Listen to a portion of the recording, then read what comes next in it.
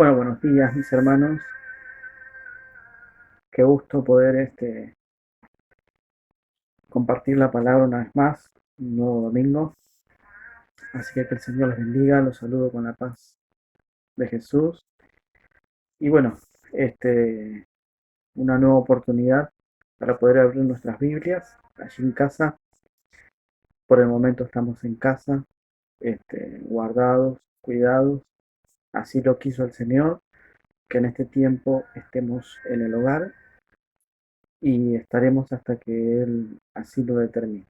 Así que, más allá de todo, estamos con gozo, con alegría, porque tenemos a Jesús en nuestra vida, en nuestro hogar, así que eso es lo más importante, ¿sí? Poder estar con Él, poder estar cuidados por Él y sostenidos. Los saludo con la paz del Señor. Quiero compartirles hoy el mensaje de la palabra que el Señor puso en mi corazón para esta mañana, pero antes de hacerlo, vamos a cerrar nuestros ojos y vamos a orar a Dios. Padre, en el nombre de Jesús, gracias por permitirnos estar reunidos una vez más, Señor, alrededor Señor, del mundo están reunidos tus hijos en muchos lugares y para todos es un privilegio poder ser convocados para escuchar el mensaje de tu palabra.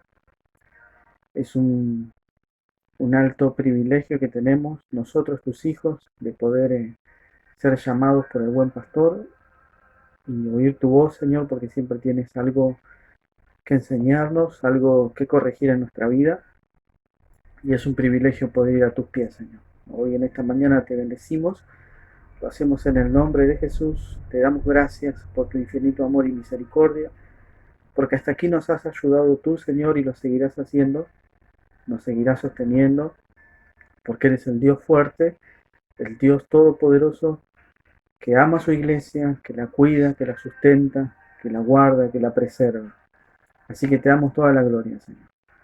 Una vez más ansiamos ser edificados, fortalecidos, así que pedimos que nos ayudes, pedimos que nos asistas, pedimos que nos enseñes, pedimos que confortes nuestras almas, pedimos en el nombre de Jesús que tú bendigas a toda tu iglesia, a todos tus hijos, aquellos que están sirviéndote, Señor, en este tiempo, en la predicación, en la enseñanza, en la administración a los enfermos, a los necesitados. Toda tu iglesia necesita que tú la alientes, la fortalezcas, las direcciones en cada cosa que debemos hacer. Por eso, Señor, gracias y ayúdanos en esta mañana en el nombre de Jesús. Amén. Hermanos, vamos a compartir hoy como tema el Espíritu Santo en la iglesia. Como ustedes saben, los jueves estamos desarrollando la serie acerca de los dones del Espíritu Santo. Hemos venido hablando mucho acerca del Espíritu Santo y en este domingo, ¿sí? Vamos a tocar este tema que es el Espíritu Santo en la iglesia. Es una serie que estamos tocando los días jueves. Los días domingo veníamos con otra serie, pero vamos a ver este tema el día de hoy, que es muy apropiado para lo que la iglesia en este tiempo está atravesando, tiempos especiales que nos toca vivir. ¿Mm? Como es de conocimiento del cristiano en general, ¿sí? Eh, la Biblia enseña que el Hijo Eterno, Jesucristo, se encarnó, ¿sí? Vino al mundo, es decir, tomó forma de siervo para cumplir una misión muy específica. ¿Sí? Esta misión específica conllevaba la cruz, conllevaba el sufrimiento, conllevaba que Jesús diese su vida en aquella cruz para así traer salvación a la humanidad. ¿Sí?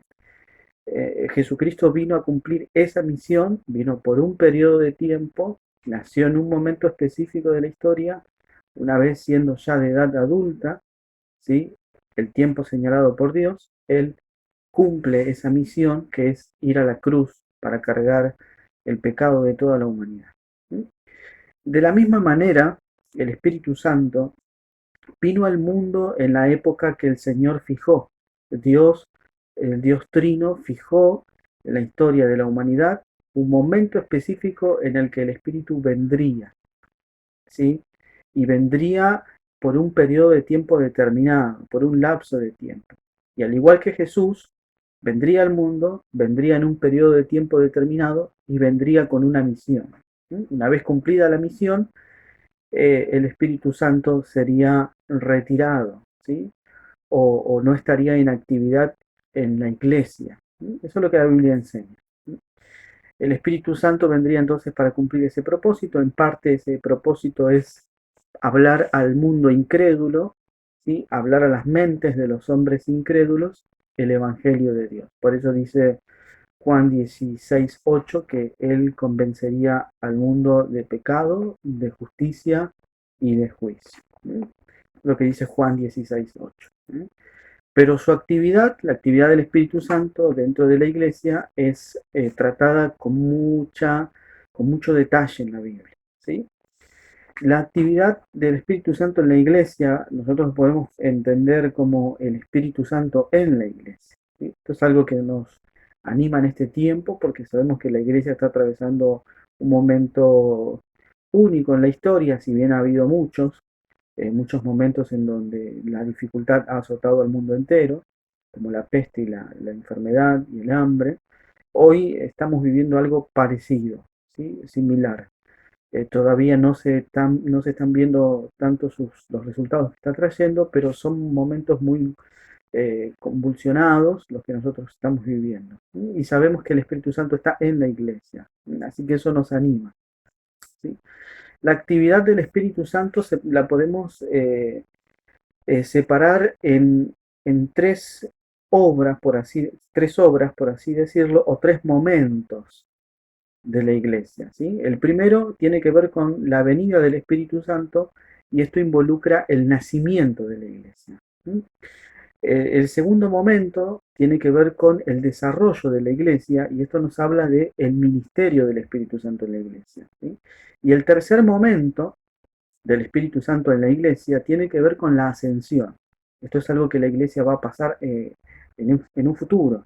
¿Sí? Los creyentes que ya hayan muerto con Cristo y los que todavía quedemos en un momento determinado que solamente conoce Dios, seremos tomados de la tierra para ascender y estar permanentemente y así de una vez por todas con nuestro Señor Jesús. Yo quiero tocar los tres en estos minutos que siguen, quiero ver esos tres. La venida del Espíritu Santo, que trae el nacimiento de la iglesia, el ministerio del Espíritu Santo, que es lo que Él comenzó a hacer y sigue haciendo por medio de la iglesia, y el evento final que va a ser el arrebatamiento. ¿Sí? Vamos a empezar por el primero, ¿sí? Que es eh, el establecimiento de la iglesia. ¿Sí? Como, como ya la mayoría de los creyentes, de los discípulos de Jesús saben, ¿sí? Estos son los primeros rudimentos del Evangelio, ¿sí? El Espíritu Santo es el agente divino que dio nacimiento a la iglesia de Cristo. ¿Sí? Más precisamente es la persona divina que da nacimiento a la iglesia de Cristo.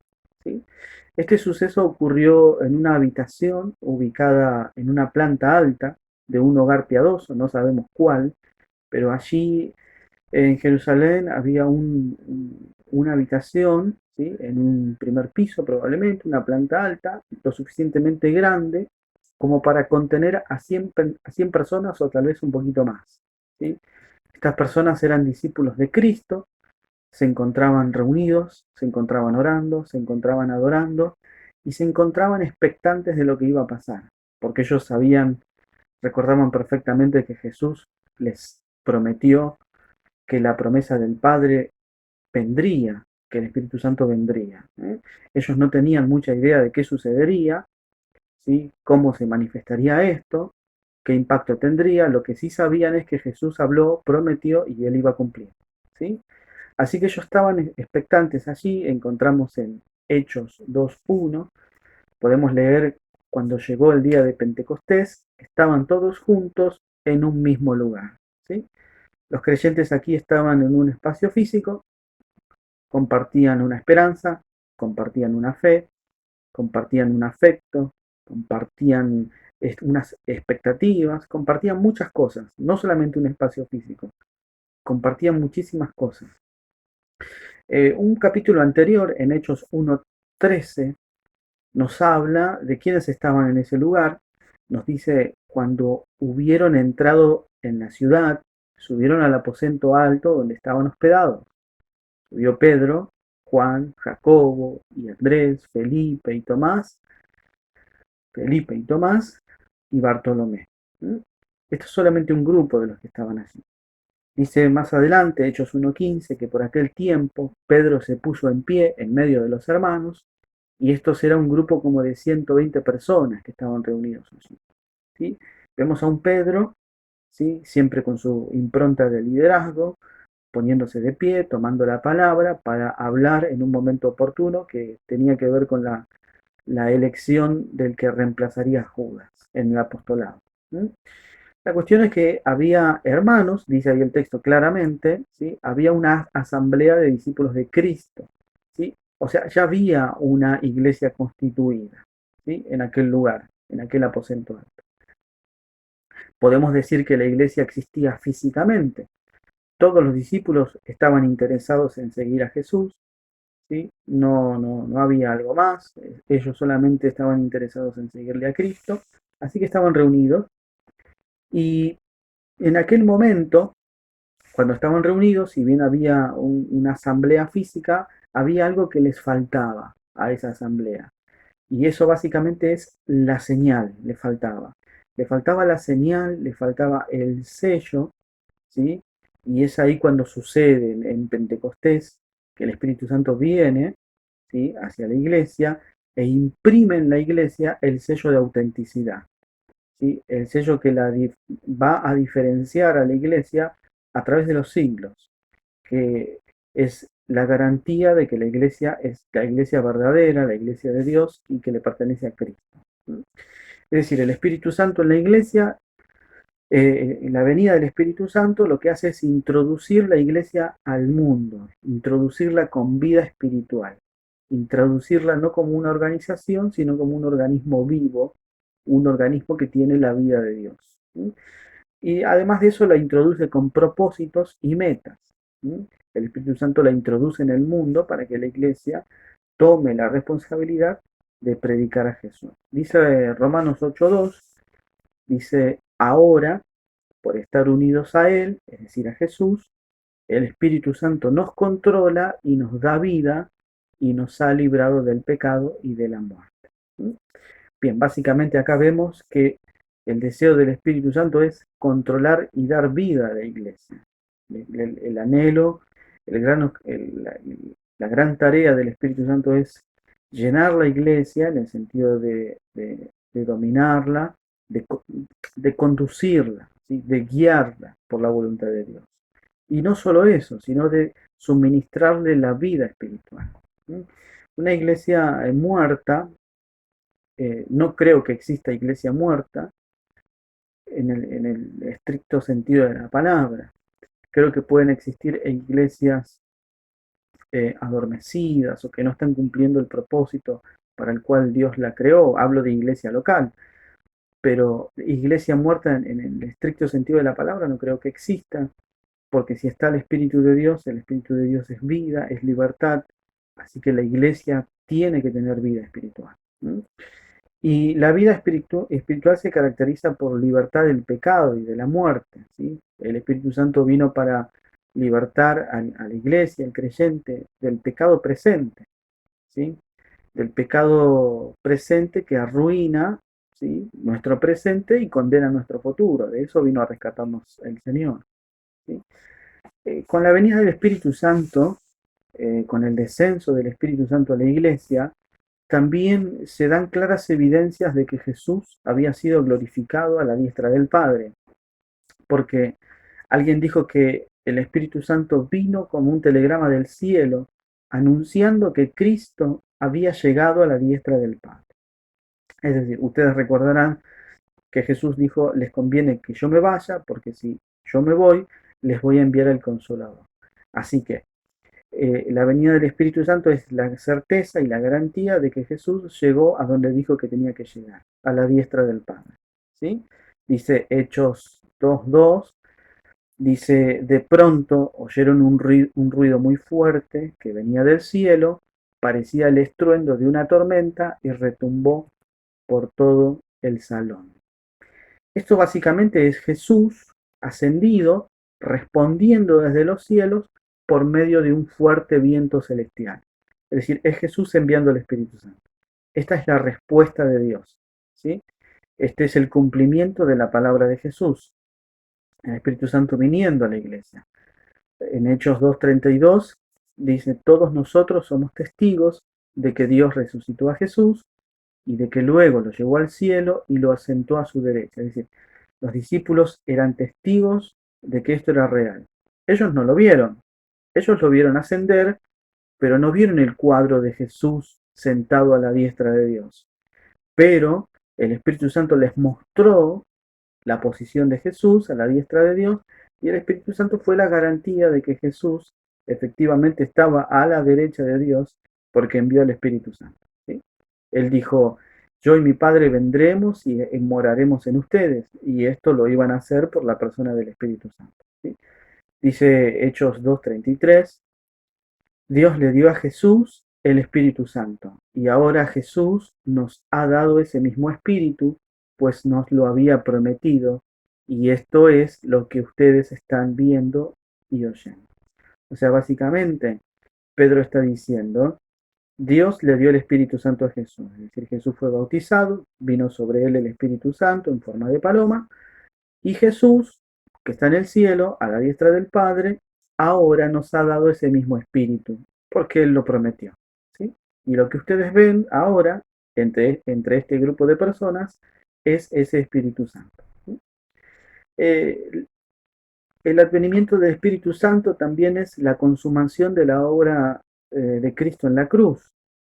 No que la obra de Cristo en la cruz estuviera incompleta, pero sino que la venida del Espíritu Santo es una señal de que el sacrificio fue aceptado, ¿sí? Una señal de que el momento de predicar la obra de Cristo había llegado. ¿Sí? Antes de la venida y de la llenura que causó en Pentecostés, los discípulos no habían anunciado a Jesús, pero Pentecostés daría inicio a la predicación. ¿Sí? Pentecostés y la venida del Espíritu Santo inauguraría la predicación de la cruz, ¿sí? Y quedaría finalizado, o más precisamente quedaría ya más que claro de que Jesús en la cruz derrotó la muerte, derrotó a Satanás y ganó la salvación para todo el que cree. También el Espíritu Santo al descender a la iglesia la estaba preparando, la estaba capacitando para los propósitos que Dios tiene aquí en la tierra. ¿Sí? El Espíritu Santo vino sobre la iglesia para bautizarla, para capacitarla, para armarla y equiparla. El Espíritu Santo vino para preparar a la iglesia. La venida del Espíritu Santo es el bautismo, el acto divino que prepara a la iglesia para un ministerio de alcance mundial. ¿Sí? El ministerio que tiene la iglesia tiene que tener un alcance mundial. ¿Sí? Es un ministerio caracterizado por el testimonio, es pura y exclusivamente testimonio. Hay milagros que acompañan el testimonio, pero lo que sobresale es el testimonio de la cruz. Es lo que llama Pablo la locura de la cruz. ¿Sí? La cruz para el judío es tropiezo, para el gentil es locura, pero para nosotros es salvación y vida eterna. ¿Sí? Ahí en 1 Juan 2:27 nosotros podemos leer lo siguiente, pero ustedes tienen al Espíritu Santo. ¿Sí? Esto es al creyente. Usted que está del otro lado, si ha creído en Cristo Jesús, si ha puesto su fe en el Salvador, en Jesucristo de Nazaret, usted tiene al Espíritu Santo, lo dice la Escritura. ¿Sí? Ustedes tienen al Espíritu Santo que Cristo puso en ustedes. Por eso no necesitan que nadie les enseñe, pues el Espíritu de Dios les enseña todo. Y lo que Él enseña no es mentira, sino la verdad. Por eso sigan las enseñanzas del Espíritu Santo y manténganse siempre unidos a Cristo. ¿Sí? Todas las enseñanzas de la Biblia no son enseñanzas de hombre, como muchos dicen, no, la Biblia fue escrita por hombres. ¿Sí? Dios utilizó instrumentos humanos para comunicar su revelación espiritual, pero el mensaje no es un mensaje humano, no es un mensaje de letra humana, es un mensaje espiritual. ¿Sí? Es Dios, ¿sí? que es sobrenatural, todopoderoso, revelándose al hombre mediante el lenguaje humano. Dice que las enseñanzas del Espíritu Santo son aquellas a las cuales nosotros tenemos que escuchar y seguir. Sigan las enseñanzas del Espíritu Santo. Cuando el creyente no sigue la enseñanza del Espíritu Santo, se mete en problemas. ¿Sí? Y dice la Biblia que el Espíritu Santo es el que nos enseña. Esto no significa que no haya maestros o que sean innecesarios, no, no significa eso, sino que significa que el Espíritu de Dios comunica al alma, ¿sí?, la palabra tal cual ella es. En Hechos 4:31 dice que cuando terminaron de orar, tembló el lugar donde estaban reunidos y todos ellos quedaron llenos del Espíritu Santo. Y a partir de ese momento, todos hablaban sin temor acerca de Jesús. ¿Por qué relaciono estos textos? Porque es el Espíritu Santo el que comunica a Cristo, el que lo revela al hombre, que le revela su carácter, su naturaleza, su obra, el alcance de su obra, su perfección, su pureza, lo que Él espera de nosotros. Es el Espíritu de Dios el que nos revela todas estas cosas. ¿Sí? Y es el Espíritu de Dios el que nos hace hablar de Jesús. ¿Sí? Esto nos enseña que el mundo no puede enseñar acerca de Cristo. El único autorizado y capacitado para enseñar de Jesús es el creyente y es la iglesia. ¿Sí? No podemos esperar que el mundo nos enseñe de Jesús. Es el Espíritu Santo el que nos enseña a nosotros y a través de nosotros lo da a conocer al mundo. Nos lleva a hablar de él. ¿Sí? El Espíritu Santo también viniendo, la venida del Espíritu Santo es Dios habitando en la iglesia. Esto ya es de conocimiento de todos los creyentes. ¿Sí? En Pentecostés el Espíritu Santo descendió para morar en su iglesia como su templo. Esto es algo muy especial, un cuadro eh, cargado de doctrina bíblica, de amor, de misericordia, de gracia, porque un Dios santo, puro y verdadero viene a habitar en una iglesia que aunque es santificada, que aunque es purificada, todavía sigue habitando en un cuerpo de pecado, como somos nosotros. ¿Sí? Así que esto es algo que nos muestra la gracia de Dios, como un Dios ilimitado, ¿sí?, un Dios que no tiene necesidad de nada, decide venir a convivir con nosotros. ¿Sí? En este momento Dios está conviviendo acá, creo que está acá conmigo, en lo más profundo de mi ser, aquí en mi hogar, allí en el tuyo, en el hogar de todos los creyentes, allí está Jesús morando. ¿Sí? El Espíritu Santo vino a ocupar de esta manera su cargo de administrar los asuntos del reino de Cristo. Viene a morar, pero no viene a morar para convivir y ser un amigo, ser un compinche, no. Viene a morar para administrar el reino de los cielos en nuestros corazones. Es decir, viene a morar con autoridad, ¿sí? Viene a morar con firmeza. Viene a morar para convencernos, ¿sí?, de los caminos de Dios y que nos apartemos de nuestros pensamientos y sigamos los de Dios. ¿Sí? Por eso cuando nosotros los creyentes actuamos, si actuamos de manera opuesta a la palabra de Dios, el Espíritu Santo se entristece. Es por eso, porque Él está viviendo acá, Él está viviendo en mí. Y si yo actúo de manera opuesta a la palabra de Dios, Él se entristece. Lo dice claramente Efesios 4:30. No hagan que se ponga triste el Espíritu Santo de Dios. ¿Cómo puedo hacer que se ponga triste? Con mi palabra y con mis actos. Yo puedo caminar de manera opuesta a la voluntad de Dios o puedo hablar de manera opuesta a la voluntad de Dios y el espíritu se entristece. Hablar con doble sentido, decir groserías, pensar de manera egoísta, irracional, de manera pecaminosa y actuar de manera pecaminosa hace que el Espíritu Santo se ponga triste. ¿Mm? En Hechos 5:3, Pedro le dijo a Ananías: ¿por qué hiciste caso a Satanás? ¿Creíste que podrías engañar al Espíritu Santo y te quedaste con parte del dinero? ¿Mm? Vemos claramente a Pedro reprendiendo a Ananías, el cual había intentado manipular las cosas y creer que podía ocultar algo a Dios, pero nos queda a la vista que no lo pudo hacer, nadie lo puede hacer, no podemos ocultarle a Dios lo que hacemos, lo que somos, estamos desnudos delante de sus ojos. ¿Sí? Quizá usted no me conoce como realmente soy, el que me conoce completamente como soy es Dios. ¿sí? Conoce mi corazón, mi pensamiento, mi mente, y Él sabe las intenciones de mi corazón, así como del suyo. ¿Sí? Por eso intentar mentir a Dios es mentir al Espíritu Santo. El que se entristece es el Espíritu Santo que está en nosotros. ¿Sí? Porque Él vino a vivir, a convivir, a habitar. ¿Sí? Así que el advenimiento del Espíritu Santo viene a dar nacimiento a la iglesia, con todas estas cosas que yo mencioné. ¿Sí? Ungirla, habitar, sellar, dar certeza de la obra de la cruz. ¿Sí? Y acá viene la segunda etapa, que es el desarrollo de la vida de la iglesia y que tiene que ver con el propósito que la iglesia tiene en el mundo. ¿Sí? Para que la iglesia llegue a cumplir este propósito está el Espíritu Santo. ¿Sí? El ministerio del Espíritu Santo en la iglesia tiene que ver con el desarrollo de la iglesia y con que la iglesia haga lo que tiene que hacer. ¿Sí? Porque entre tanto que Jesús regresa por nosotros, el Espíritu Santo es el representante de Cristo y a quien le ha sido encomendada la administración completa de la iglesia. No te escuche bien, ¿sí?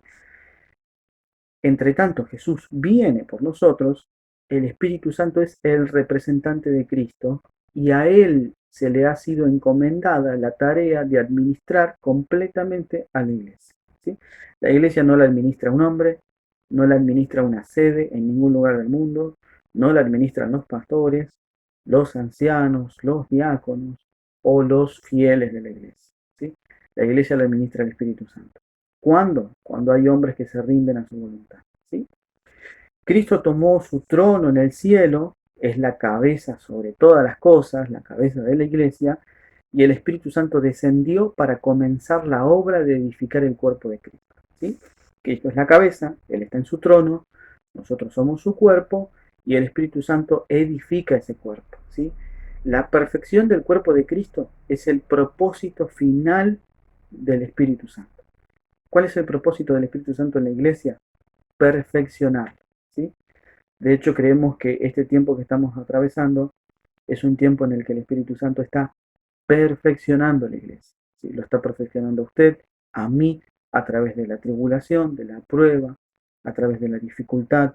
Él está probando los corazones de sus hijos, pastores, diáconos, ¿sí? De toda la iglesia en general. Él está probando, la está probando la pureza de su fe. ¿Sí?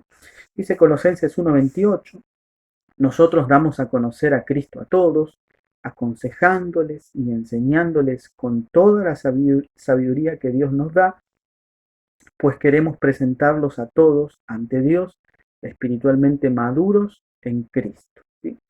Este es el propósito magno, digamos, o supremo de cada ministro del Evangelio, de cada predicador, de cada pastor. Pero en definitiva es el propósito del Espíritu Santo. Él es el que quiere llevarnos a la madurez. Él es el que nos lleva camino a la madurez en Cristo Jesús. ¿Sí? Por eso la importancia de rendirnos al Señor. ¿Sí? La iglesia siempre creyó en la dirección del Espíritu Santo. ¿Sí? Si hay alguien que no ha creído en la dirección del Espíritu Santo, es porque no ha sido parte de la iglesia. Pero la iglesia espiritual y bíblica entiende que no existe esfera de la vida de la iglesia que esté fuera de la autoridad del Espíritu Santo. Es decir, todo cuanto sucede en la iglesia está en la jurisdicción del Espíritu Santo. Él es el direccionador, el gobernador, el que quiere conducir a la iglesia. ¿Sí? Lastimosamente, el hombre muchas veces dice querer hacer la voluntad de Dios, pero no la ejecuta.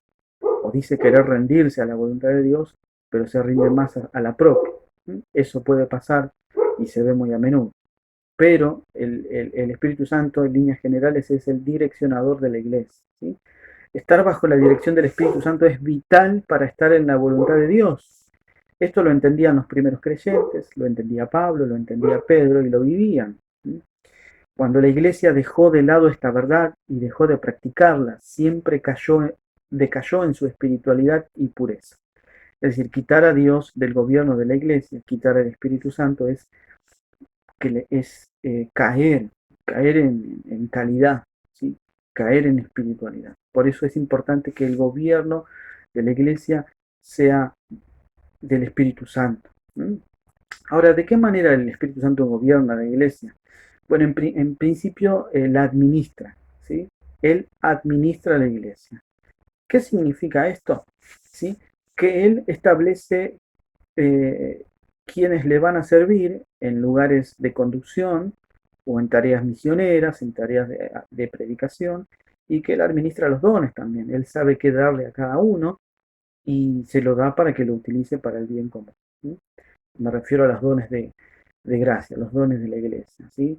La fe, servicio, hacer misericordia, predicar, enseñar, etc. En Hechos 13:2 vemos que Dios administró la iglesia en el sentido de que Él colocó misioneros.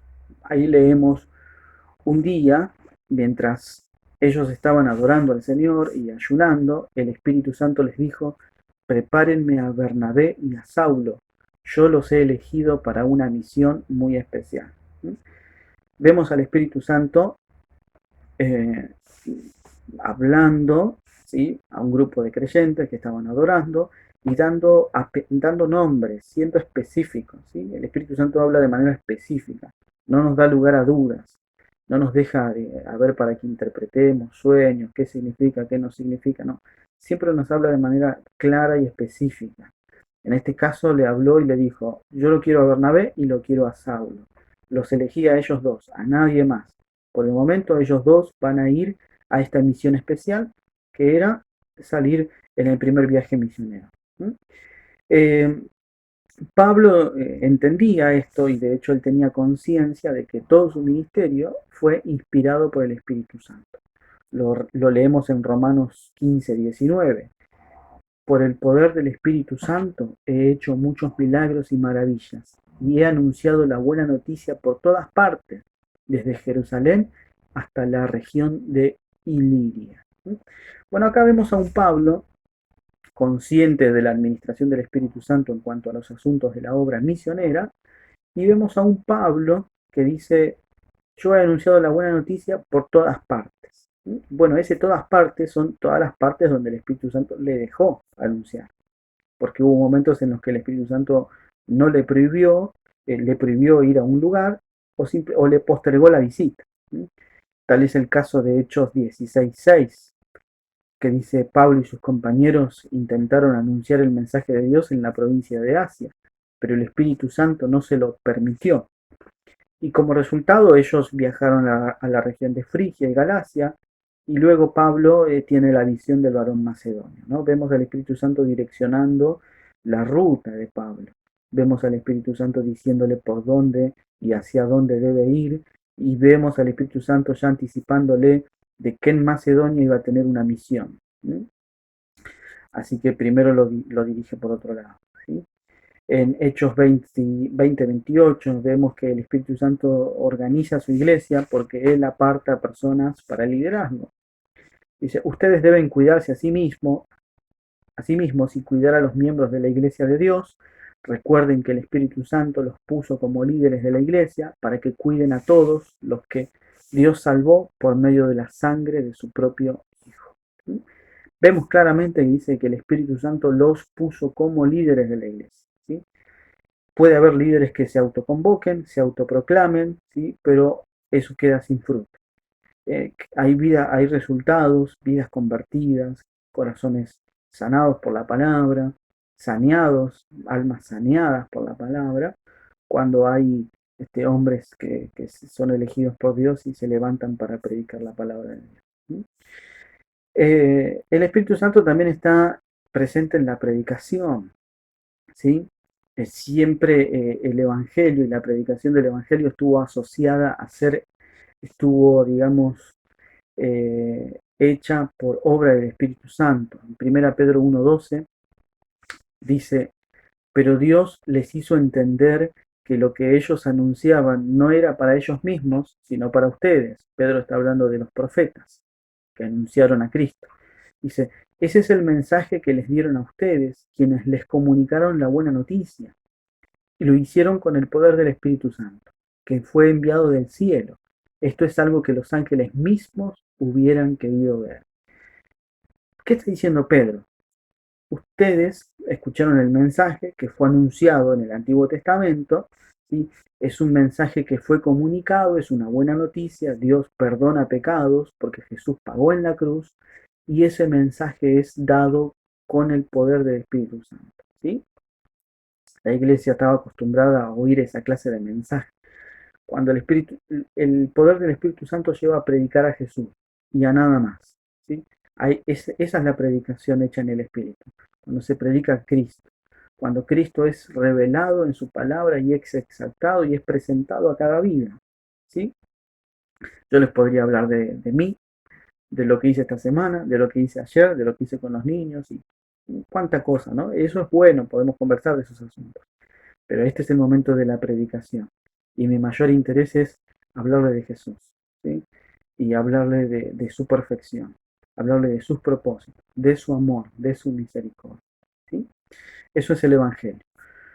En Primera Tesalonicenses 1:5 dice, nuestro Evangelio no llegó a vosotros en palabras solamente, sino también en poder y en Espíritu Santo y en plena certidumbre, ¿sí?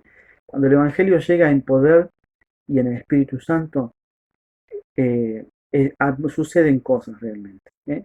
Que llegue en poder y en Espíritu Santo es que llegue con evidencias de conversión, ¿sí? Es decir, que el que lo predica diga, bueno, realmente ha afectado mi vida Cristo, me ha cambiado de tal manera que soy un hombre nuevo. Eso es en poder y en Espíritu Santo, ¿sí? No tiene que ver con ser gritón, con saltar de un lado a otro, uno puede ser predicador efusivo, está muy bueno eso, es realmente, si el Dios lo caracteriza de esa manera a la persona, está bien, está perfecto, pero el poder no tiene que ver con el tono de la voz, sino que tiene que ver con un corazón transformado conforme a la imagen de Jesús. Eso es el poder, ¿sí? Y eso es el Espíritu Santo.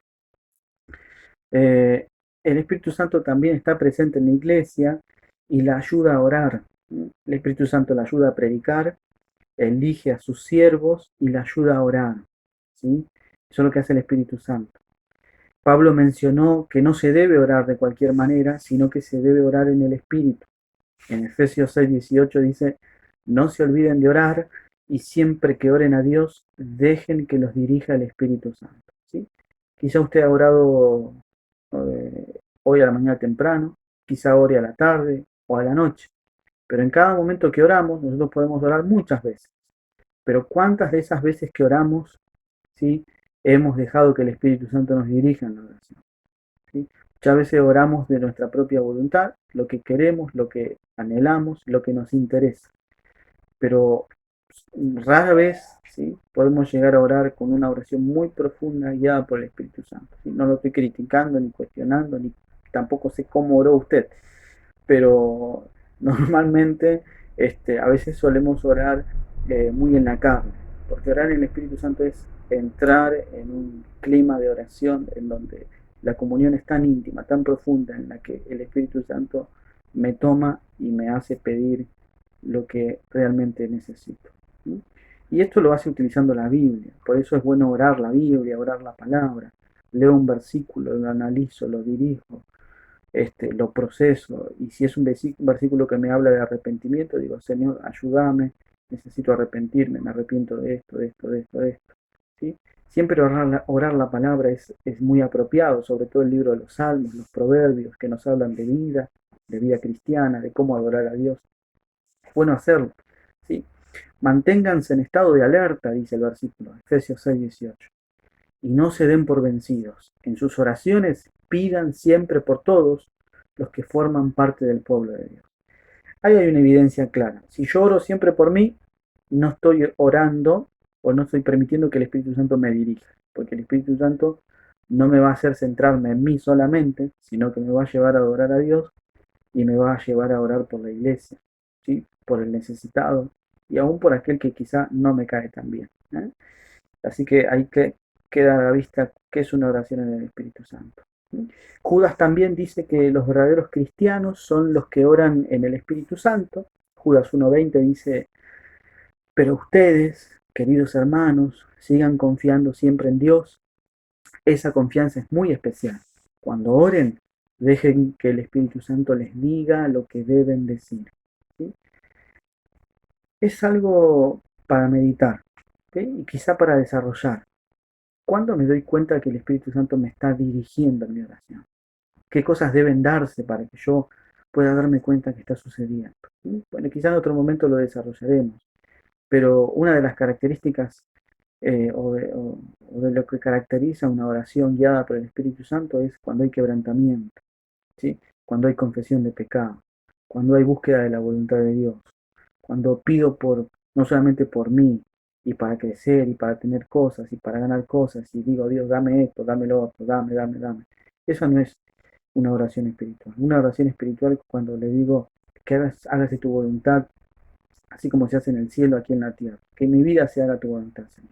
Ayúdame a cambiar, ayúdame a crecer, ayúdame a abandonar este pecado, ayúdame a desarrollar una vida más piadosa, a tener un corazón más generoso, más dadivoso, no tan egoísta. Ayúdame. Cuando yo oro de esta manera, puedo estar seguro que el Espíritu Santo me está guiando, porque me está quebrantando, me está llevando al arrepentimiento y me está llevando a buscar la voluntad de Dios. ¿Mm?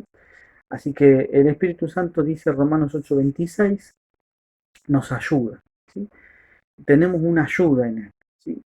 Esto nos anima también, mi hermano, porque el Espíritu Santo te ayuda, te lleva a llorar, a quebrantarte, a desahogarte en Dios, a descargar todas tus ansiedades en Él.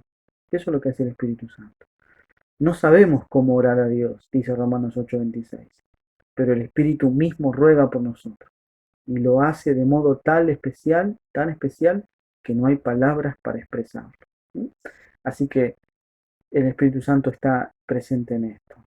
También el Espíritu Santo está presente en la iglesia y la lleva a adorar, la lleva a cantar. Dice la palabra que un creyente lleno del Espíritu Santo canta. Y en ocasiones, aún en las condiciones más difíciles, tal es el caso de Pablo y Silas, que cantaron en la cárcel, estaban con gran gozo cantando himnos a la medianoche, ¿sí? En una cárcel oscura, sin luces, fría, maloliente, y con bichos dando vuelta, con roedores, ¿sí? Con olores. En el peor de los lugares ellos cantaron, ¿sí? No digo que las circunstancias difíciles no nos afecten, muchas veces nos ponen tristes, ¿sí? Muchas veces estamos dolidos, entristecidos, tal vez un poco cansados o abatidos, pero una de las características del creyente lleno del Espíritu Santo es que canta, ¿sí? Canta a Dios. Dice Efesios 5, 19 y 20, cuando se reúnan, canten salmos. Bueno, ahora no nos estamos reuniendo físicamente, nos estamos reuniendo virtualmente, ¿sí? Pero podemos cantar, ¿sí? Usted puede cantar allí en su casa, ¿sí? Puede cantar un cántico al Señor, un himno, una canción espiritual, puede alabar al Dios y Padre de todo corazón y darle gracias por todo en el nombre de nuestro Señor Jesucristo. Incluso podemos darle gracias por la situación que estamos viviendo. Parece algo absurdo, pero podríamos darle gracias. Decirle gracias, Señor, porque esto que está pasando me ayuda a pensar, me ayuda a reflexionar, me ayuda a considerar mis caminos. Cuán consagrado he estado últimamente, cuánto te he buscado. Me ayuda a meditar cuál ha sido mi compromiso con Dios, con la iglesia, con los hermanos, con los ministros. Me ayuda a reflexionar. ¿Sí? Así que podemos darle gracias a Dios por todo. Otra de las cosas es que el Espíritu Santo nos ayuda a dar testimonio. ¿Sí? Nos ayuda a dar testimonio de manera privada, ¿sí? Dentro de lo que es la iglesia, y nos ayuda a dar testimonio afuera. ¿Sí? En la vida de la iglesia en los primeros años, la liturgia, digamos, el desarrollo de la reunión, tenía la característica de que todos podían participar, ¿sí? Todos podían participar de la reunión, todos podían dar un testimonio de parte de Dios, una palabra, un ánimo, un consuelo. Hoy también se puede hacer, ¿sí? Pero nosotros lo regulamos con determinado orden, ¿no? De manera anticipada, le avisamos si alguien puede pasar, compartir una palabra, dar un testimonio, dar una canción. Eso es muy bueno, nutre a la iglesia, ¿sí? Es lo que comúnmente se llama la participación, ¿sí? El hermano tiene una participación, porque todos nosotros tenemos algo de parte de Dios para dar, ¿sí? Nadie es más espiritual que nadie, ¿sí? Y nadie está completamente lleno de todo. Todos nos nutrimos mutuamente, ¿sí? Así que el testimonio también lo lleva a dar el Espíritu Santo, testimonio de Cristo, testimonio dentro de la iglesia y testimonio fuera de la iglesia. ¿sí? Eso es fundamental, es importante. Este es el ministerio del Espíritu Santo, ¿sí?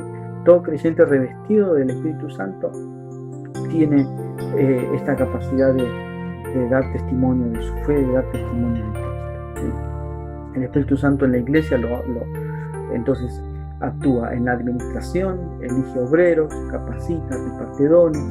El Espíritu Santo está en la predicación, tiene que haber predicación con poder y en el Espíritu, esto es hablar de Jesús, nada más, ¿sí? No de filosofías, no de lo que pasó conmigo, de lo que hice, de lo que no hice, no, de Jesús. Es Jesús aquel al que nosotros necesitamos conocer. Usted necesita de Jesús, yo necesito de Jesús. Entonces es el tema de la ascensión. Esta es la tercera parte, ¿sí? De la misma manera en la que Cristo, luego de cumplir su misión, ascendió a los cielos, el Espíritu Santo también, luego de cumplir su misión, ascenderá a los cielos, ¿sí? Él retornará al cielo con el cuerpo que formó aquí en la tierra, con la iglesia. Él retornará con los creyentes, ¿sí? Esta es la obra del Espíritu Santo. Tomar de entre las naciones un solo pueblo, ¿sí? Dice Hechos 15:14, Simón Pedro ya nos había contado cómo Dios demostró su amor para los que no son judíos y cómo por primera vez hizo que ellos fueran parte de su pueblo. ¿Sí?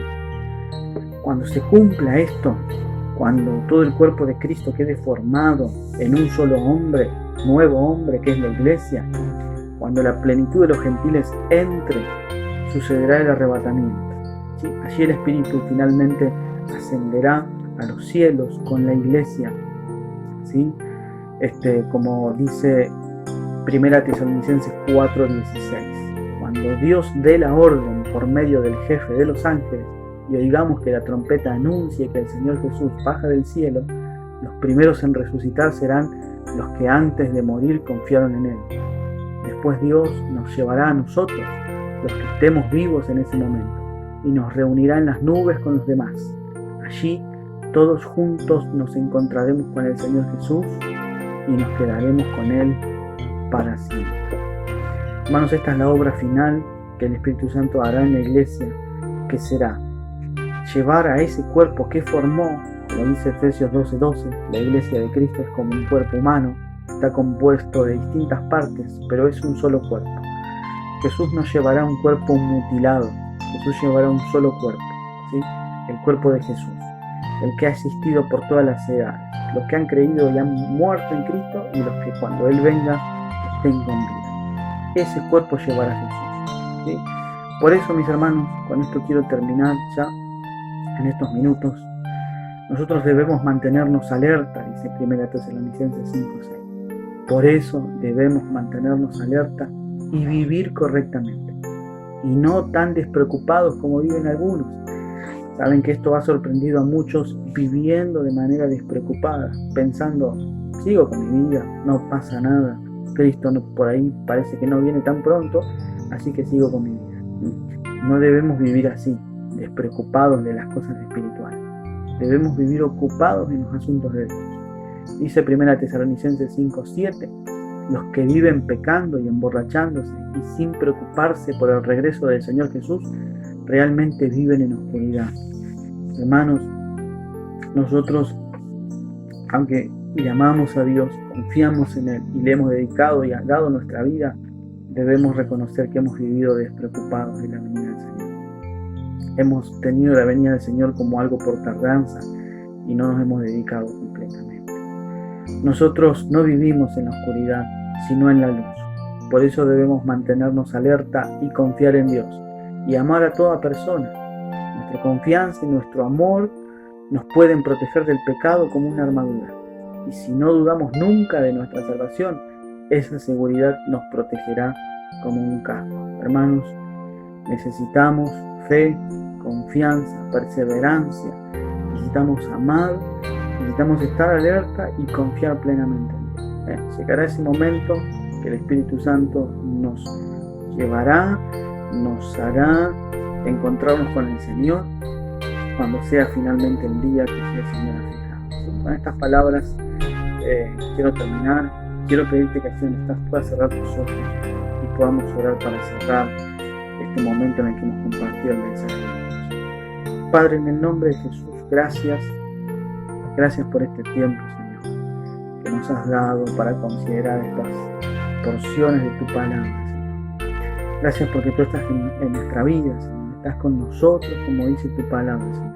Yo estaré con vosotros todos los días hasta el fin del mundo. Ese eres tú, Señor, el que estás con nosotros en tiempos difíciles, en tiempos de adversidad. Estás sosteniéndonos, fortaleciéndonos y corrigiéndonos para alinearnos a tu voluntad, Señor. Señor, a través de lo que hemos leído te pido nos edifiques, nos fortalezcas, Señor, y nos lleves a estar en tus propósitos, Señor. Que aprendamos, Señor, que debemos orar en el Espíritu Santo, aguardar tu venida, Señor, dar testimonio de Cristo Jesús y de tu Evangelio, Señor. Que podamos aprender que tú eres el que administra la iglesia, Señor. Que tú eres el que dirige todas las cosas en la iglesia, Señor. Señor, nada de lo que sucede en el mundo y dentro de la iglesia está fuera de tu voluntad, Señor. Sigue siendo soberano, Señor. Sigue siendo el Rey de Reyes y el Rey de Gloria que gobierna los corazones de sus hijos. Por eso te pido que los bendigas, así donde están mis hermanos. Sean bendecidas las familias, sean bendecidos los hogares, sean bendecidas las mujeres, los hombres, los adolescentes, las jovencitas, los jóvenes y los niños. Sean todos bendecidos, fortalecidos para tu gloria. Y sean todos, Señor, quebrantados por esta tu palabra que hemos compartido, Señor. Llévanos a una consagración, a un arrepentimiento, que podamos estar alertas y velar porque tu venida está cercana. Todo esto en el nombre de Jesús, Señor. En el nombre de Jesús confiamos plenamente en ti, Señor. Si hay algún hermano que está del otro lado, está enfermo, Señor, está pasando dificultad física, Padre, extiende tu mano de poder para sanar y libertar, Señor. Dice tu palabra que lo que ganaste en la cruz incluso trae esa sanidad para nuestro cuerpo, Señor. Alcánzale con salud al que lo necesita, Señor. Extiende tu mano sobre la familia, Señor. Hoy más que nunca sobre Argentina y el mundo entero, Señor. Trae sabiduría sobre los gobernantes, sobre los líderes, Señor, para que puedan tomar decisiones sabias que preserven al pueblo, Señor. Señor, y cumple tu voluntad con todo esto que estamos viviendo, Señor. Que no termine todo esto sin que tú trates con nuestros corazones y cumplas tu propósito, Señor. Eso es lo que pedimos en el nombre de Jesús. Te damos gracias, te damos la gloria, la honra. Amén. Que el Señor los bendiga, mis hermanos.